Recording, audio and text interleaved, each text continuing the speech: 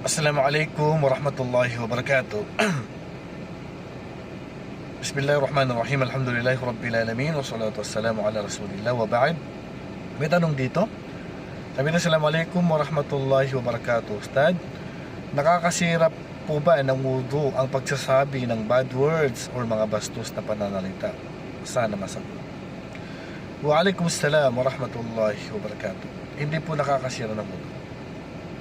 Hindi po kabilang sa nakakasira ng wudu ang pagsasabi ng kamastusan, mga bad words, pero hindi ito magandang katangian. Bilang isang Muslim, hindi dapat bastos.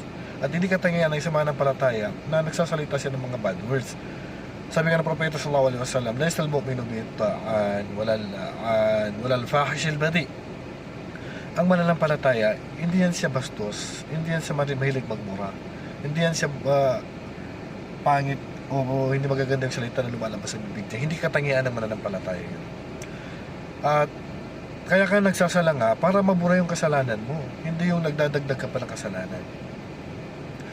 So sayang ang sala mo kung mauubos din ng gantimpala niya dahil sa pagsasalita ng kabastusan.